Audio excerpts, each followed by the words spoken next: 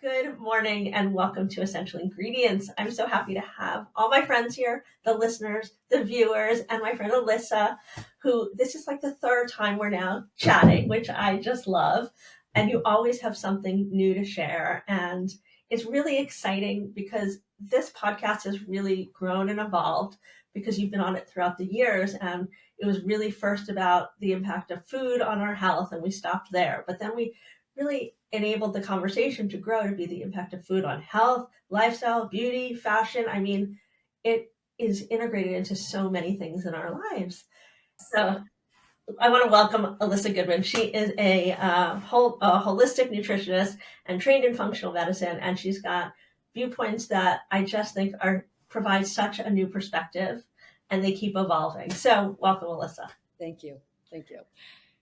When I met you, we just bonded. It was so beautiful. It was like we had known each other for years. Right, we connected immediately. Totally. So I'm honored to be on a third time, and I'd be honored to be on with you anytime. Oh, thank you. And I'm really honored to have you on because I find you such an inspiration when I watch you, when I listen to you, when I talk to you. It doesn't matter the medium. Like if it's social or there, I feel like I'm connecting with you.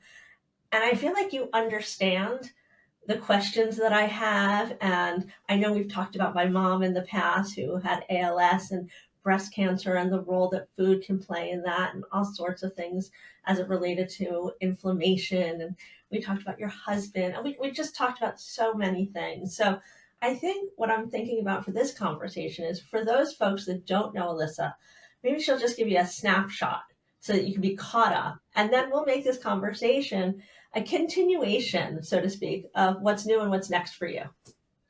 Awesome. So, just in a nutshell, when I was born with a low white blood cell count, which a lot of people in those days didn't know how to repair that or make increase the white blood cells. So, I was sick a lot as a kid growing up. And I lived with two parents who were dynamos and, just kind of ran circles around me. So, I always felt not good, really health wise as well as emotionally, because I felt like I should be running circles around them, shouldn't I, as a kid? So it was really hard. I had a kind of double whammy. I was always overcompensating with caffeine and sugar and all the bad stuff to get my energy up, or soothing myself with bad foods, in those days. So I moved to New York and worked in the advertising business, very fast paced life, was sick all the time there. And after 10 years, I said to my husband, like, we need to go somewhere where it's a little slower pace and sunshine and, just someplace where I could get healthy. That's was really my goal. And we moved to LA and I got a really fantastic job with Vogue magazine, which was super fun.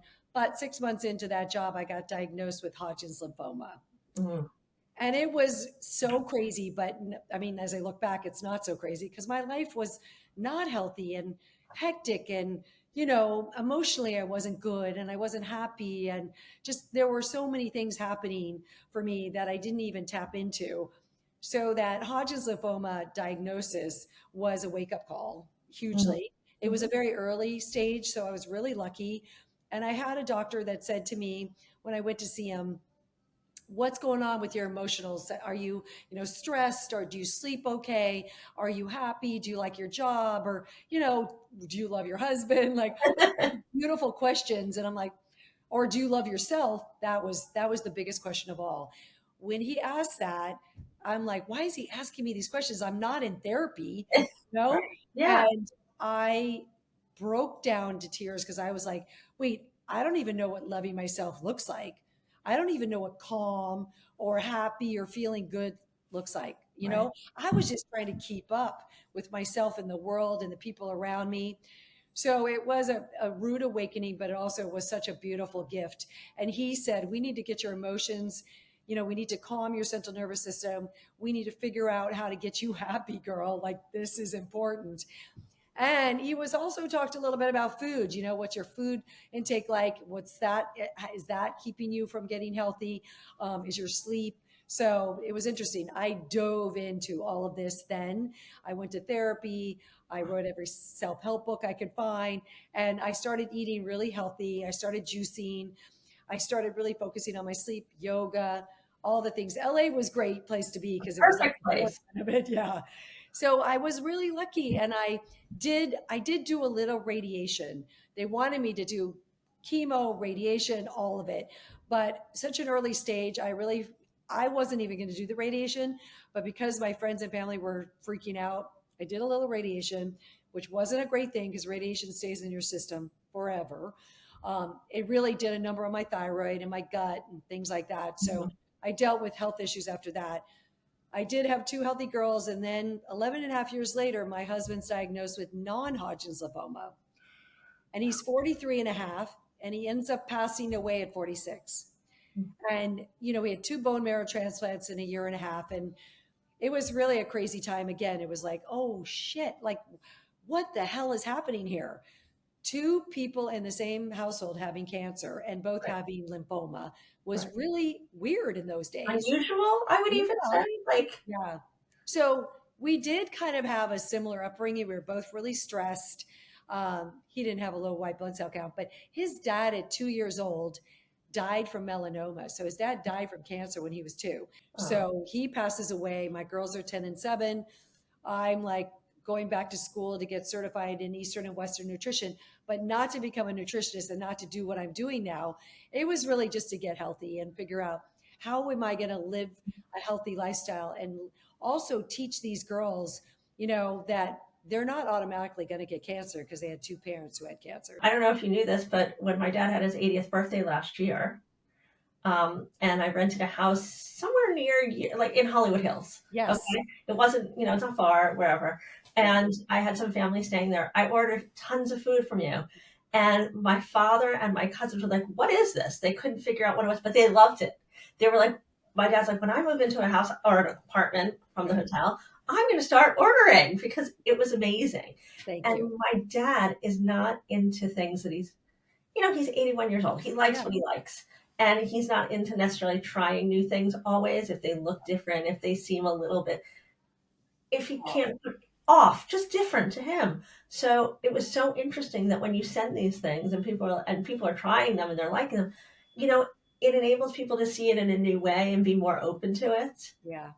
Yeah. So I thought I that was just, we know food is medicine, and I mean, this is not rocket science at all. We know when you take like inflammatory foods out of your diet, the typical ones that we all know, gluten, dairy, processed foods and mhm, added sugars and seed oils and, and then there's some foods that don't agree with people and some agree with people, right. but you take those out, like 5 days, take that out of your diet, you're a different person at the end of that 5 days. So it's like it's like it in such a short amount of time it just shows up and you're more energized, you're not bloated, you're going to the bathroom more regularly. I mean, it's like people.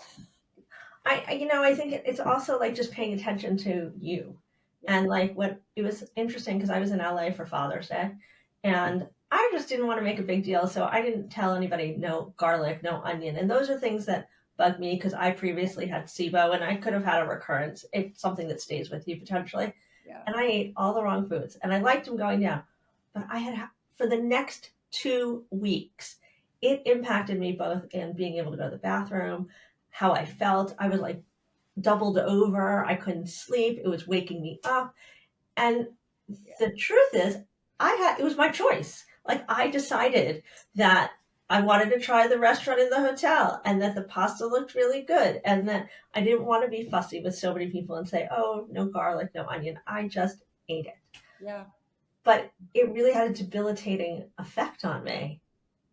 Yeah. I And that know. was awful. I know. It just, we want to live our life, and you want to have some balance, because people always ask me, God, are you really clean all the time? And when you go out, how do you go out to dinner? Because they don't serve, really good high quality animal protein. And they do use cheap seed oils, and all these things. But, I do eat it. I do eat out and eat all that crap as well. And I do have some alcohol and things like that. And because I love to eat, I love to enjoy my life. So, most of the time I'm really healthy at home, but if I do have a problem, I know how to come home and like really hydrate myself, or take some digestive enzymes, Mhm. or even, if I'm having some bloating or funky things going on, I know to take, oregano oil capsules, or, certain Yeah. berberine, or certain things that, so I just have this arsenal of things in my medicine cabinet, if I do have issues, because I do Yeah. have issues too. You started this whole thing. You loved making the menus, right? But what was it that inspired you then to go on to the cleanse and then expand even further? Because I know originally with the cleanse was what we had spoken about, and we had talked about that. Um, and then you expanded in so many other ways, obviously to these seed bars, your salads, your juices. And I'm just and I'm curious more about, you took the experience you had creating recipes for restaurants and really created so many more recipes that basically you're an online restaurant, basically to have breakfast, lunch, and dinner. Um, so how did you, from your standpoint, say, okay, I'm done. I want to do the cleanses, but I want to expand. And there's so much more to this. Right. I, I'm an Aries. Okay. If anybody knows what an Aries is like, or into astrological signs, we're doers and goers, and like we just want to. We are like, we're not really happy unless we're like really expanding and Hmm. growing, and I guess I just I just got such a high out of helping people too. And when I was doing these programs for restaurants, I realized that, wow, I could do my own program. Like I took what I learned from all of the different restaurants and the cleanses that I did, and I incorporated it into my own program. So, and my assistant at the time was an incredible chef. So she was helping me, and it was so much fun when we got started. And it's kind of wild. 13 years later, those bars are the same recipe I created 13 years ago. And my detox tonic, it's a gut drink, is the same detox tonic I created, 13 years ago. But other things have changed beyond it. But I just wanted to be able to like feed people and have them really experience without them having to do the work, how they could feel better in a very short amount of time, and how they could eat a lot of food. Because a lot of times cleansing and all these diets are deprivation and starvation, and mine is a lot of food. So they're always like, wow, I ate all this food and I lost weight, and I feel better. So, and also people don't eat enough vegetables. They No. just don't eat enough vegetables. They don't eat enough fiber. Like those are big things that are a problem for people. So I wanted to put fiber and vegetables in their diet. I also constantly get people who are constipated, like you said, with the SIBO. Constant constipation is a horrible feeling. Not going to the bathroom for days, that's what causes SIBO, because food isn't moving through the system. It's backing up, it's fermenting, bacteria is getting into the intestines, or viruses. So I'm trying to get people to go to the bathroom once a day to up to 3 times a day. My So it dream. is, we are supposed to go to the bathroom after every meal. Like it's real, that always, my my clients, their eyes glass over when I say that, because they're like lucky if they go once, after their coffee. But no, if we have enough fiber, hydration, we're not stressed, we're eating right. So, and then when I started hand holding everybody, I started hearing about all these illnesses and health issues, and I just, decided I want to really dive in and help people with the health issues. So over COVID, I got trained in functional medicine, and I read blood work now. So I do all this thorough blood work on my clients. And now, like a nanosecond after I get their blood work back, I know exactly what's wrong with them and Right. how we can fix it, which is their hormones are off, their insulin's off, their blood sugar, their vitamin D's too low, their cholesterol. I mean, we do all of that. We do their inflammation markers. We see if they have viruses or bacteria or fungal issues going on in their system. I mean, it's so beautiful. I see if they have metals, lead, cadmium, mercury, all those things. And once we take care of some of these things that are causing them not to get to a place where they can really thrive, they thrive. I mean, I don't know why doctors don't do a thorough blood panel on people just once a year, when they don't feel good.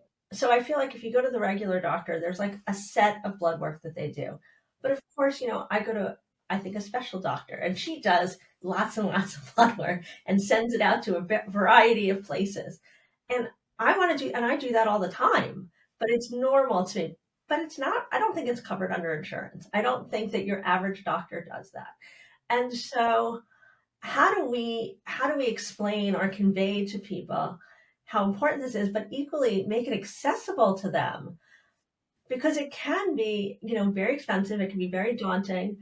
Um, but we get so much information that I feel like this should be accessible to most people, all people. Why should it just be a select few? I have made it accessible because it's only $300 the blood work for Oh, me. So I much, do it out of a yeah, place in San Francisco. We ship the kit all over the country. Rupa has phlebotomists that go to people's houses to take the blood and ship it back. I mean, we can't go to New York for some reason because of regulation issues, but we do go all over the country. Um, Also, I would say that Mark Hyman has a I blood work. just saw that.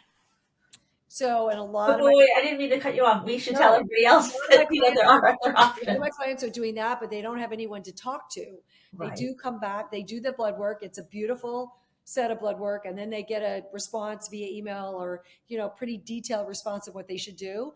But they don't have anyone that they could talk to about why, what's happening. Like also, I don't know if they do food, stress, sleep, or all of those things. But Intolerances too, I would imagine. yeah. So there is like I know a lot of people are doing that. A lot of people are doing mine.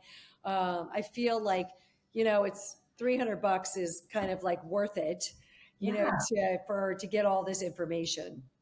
I So think so. And I think that the fact that you have people that can go out and take the blood is amazing too, because that sort of lowers the barrier to entry for those of us like me that are a little bit wimpy yeah, when it's, right, when you have to go give blood. But yeah, wow, so by doing this, yeah. has this changed the food that you're offering to your clients or how you're doing it? Does it allow you to tailor it more specifically then?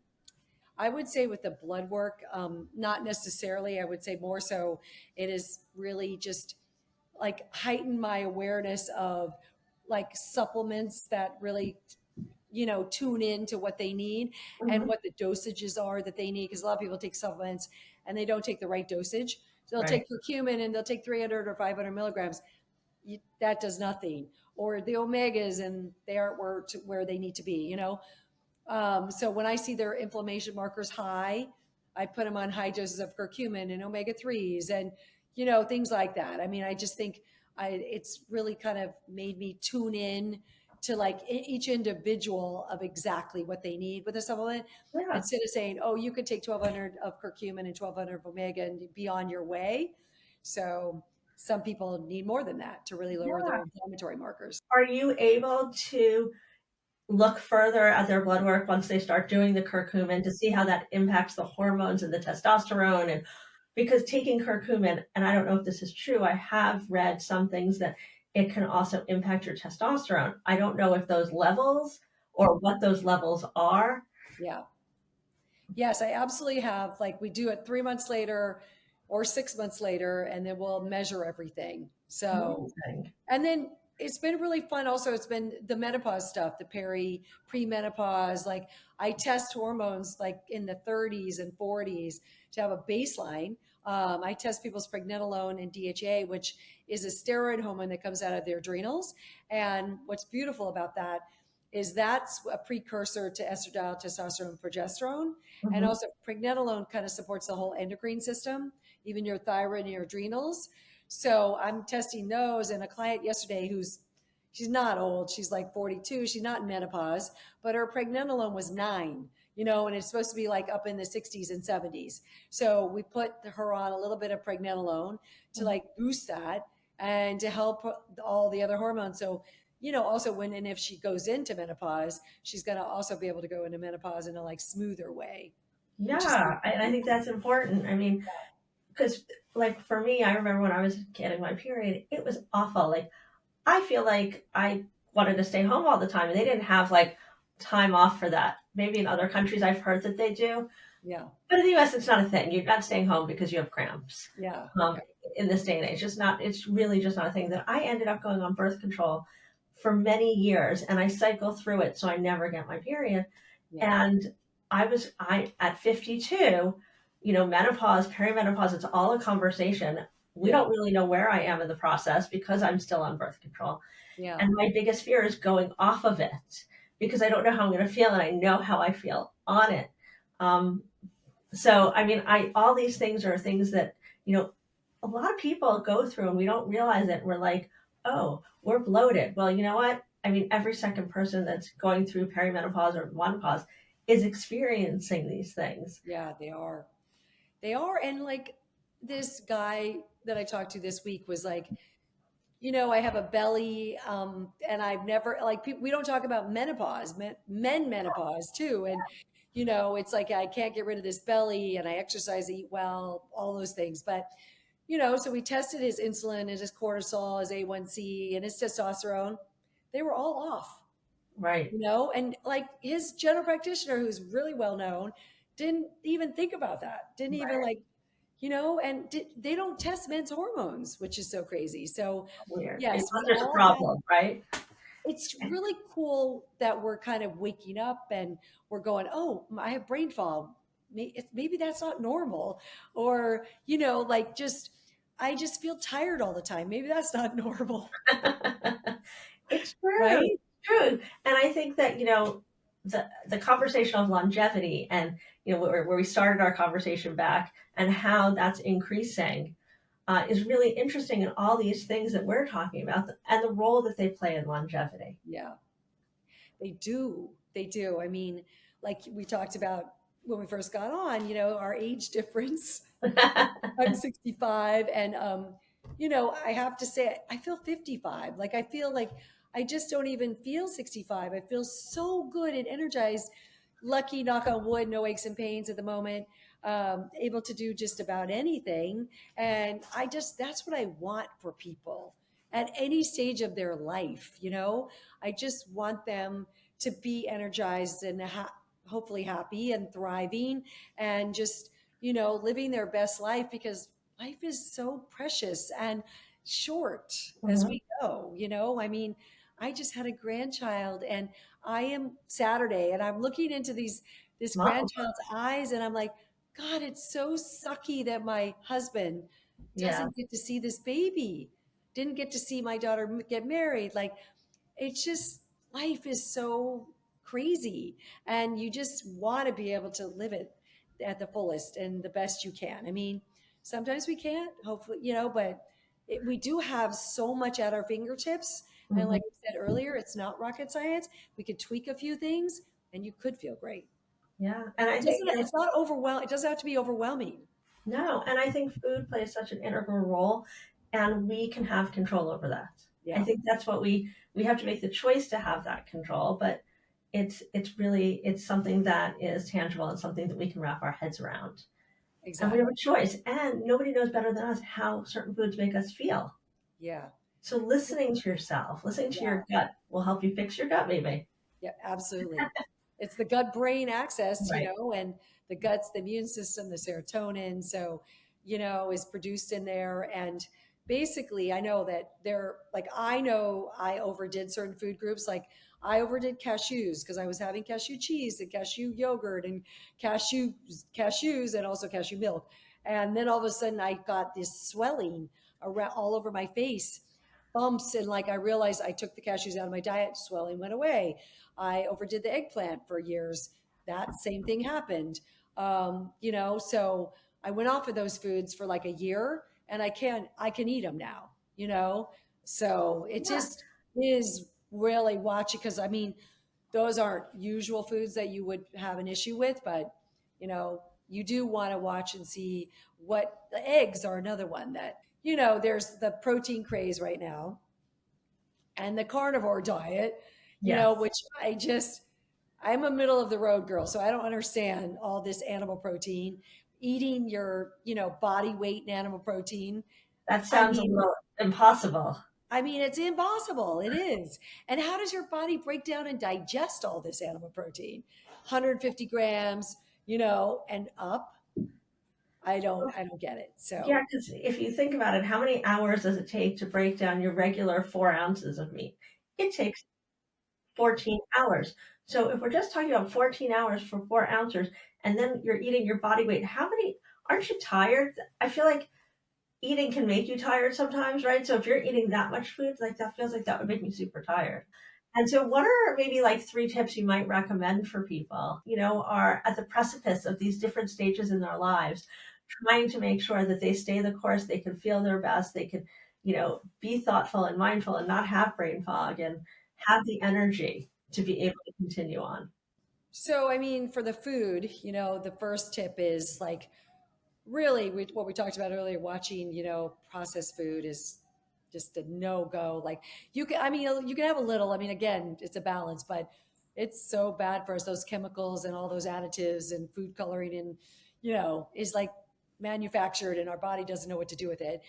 That sometimes people don't agree with gluten and dairy, and the sugar is just a killer because we go way over the 25 grams of added sugar. And sometimes the bad seed oils, but that's in the processed food. So, really watching that. It's really like making sure you get enough veggies in your diet because that's where all the good stuff is, the vitamins, minerals, antioxidants. I mean, focus like I'm a huge juicer and I've juiced for 30 years. So I juice in the morning, do a green juice of even cucumber, celery, lemon, ginger, spinach, or I Mhm. rotate my greens. It's like 3 to 4 cups of vegetables in that juice. Plus, I'm getting all my vitamins and minerals and nutrients.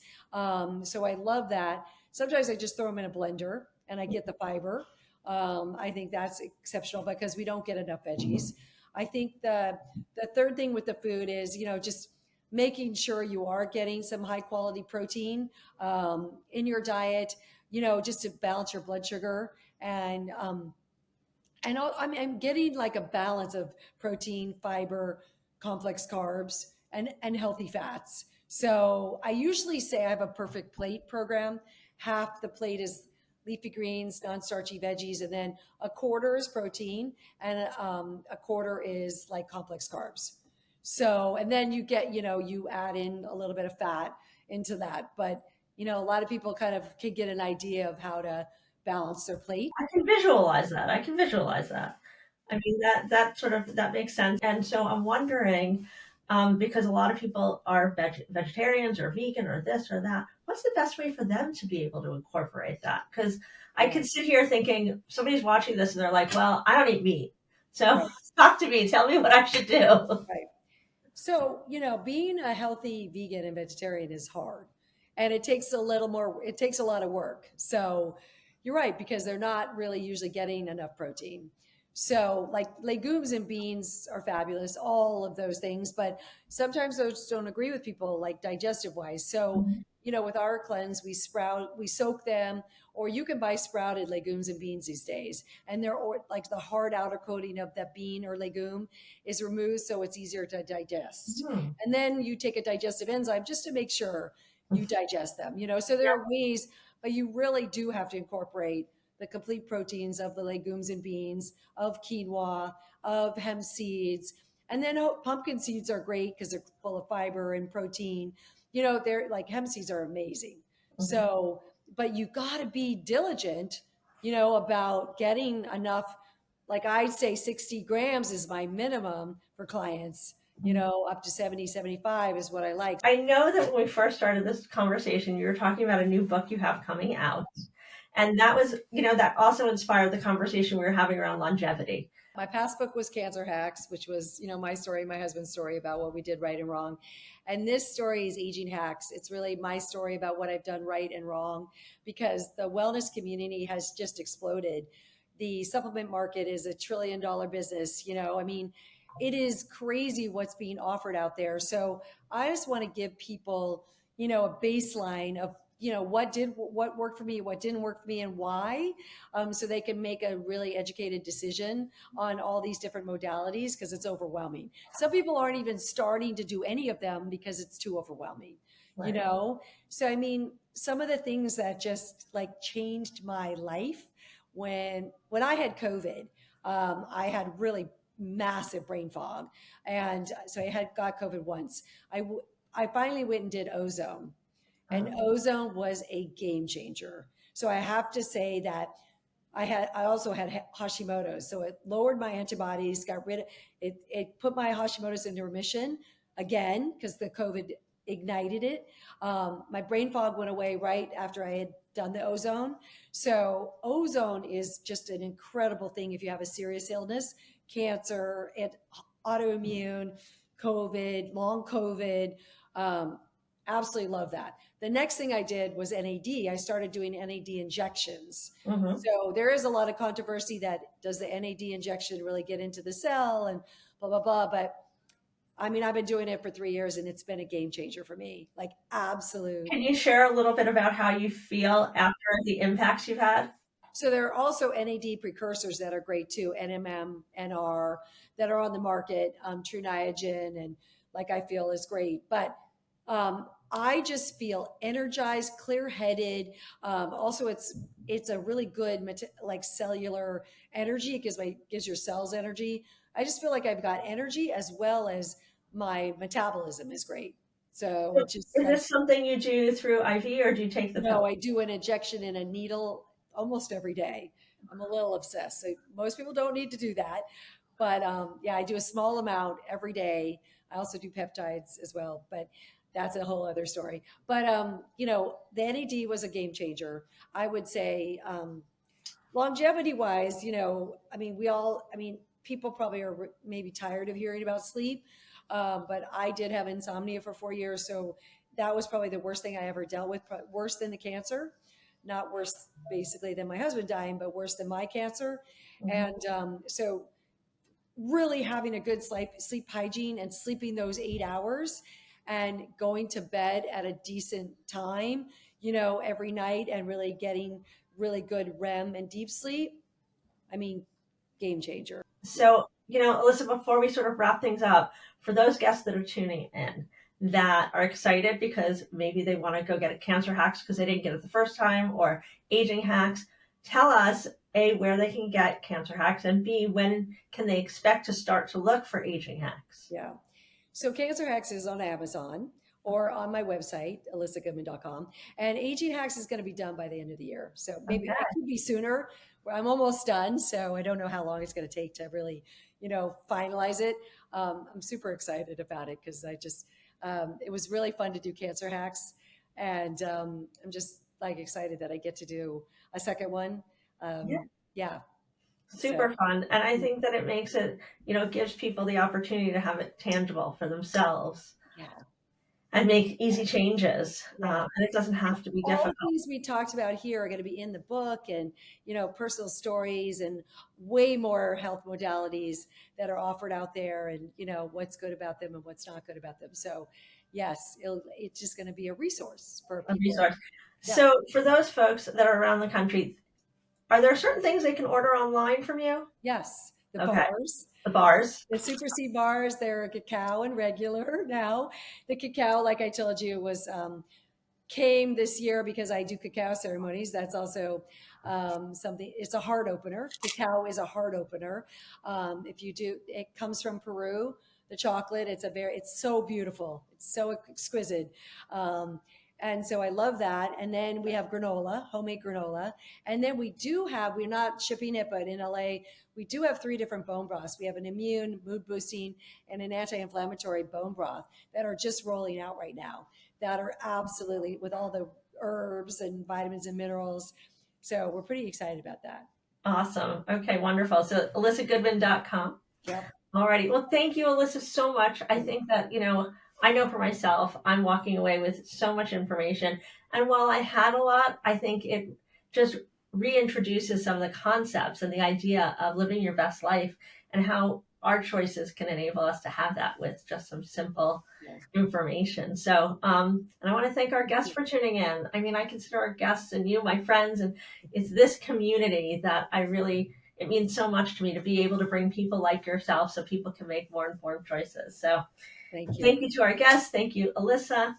Don't forget, each week we have new episodes here on Tuesday. Whether you want to listen to them on your podcast or on YouTube, we are there. Don't forget to like, subscribe, and leave us a comment so we can continue the conversation. All right.